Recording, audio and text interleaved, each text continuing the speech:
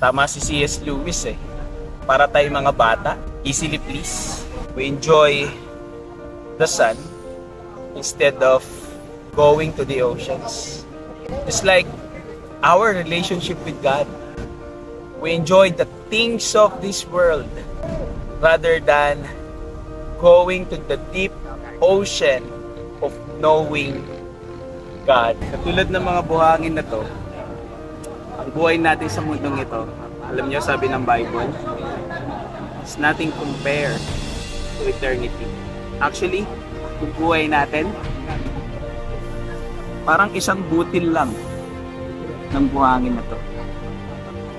Ganyan lang kaikli ang buhay. So kung ganun lang kaikli ang buhay, would you spend your time playing with the mud? Kung pwede mo namang i-enjoy ang buhay na ito, spending your life with the things of God. You do not know what the Lord has in store for you.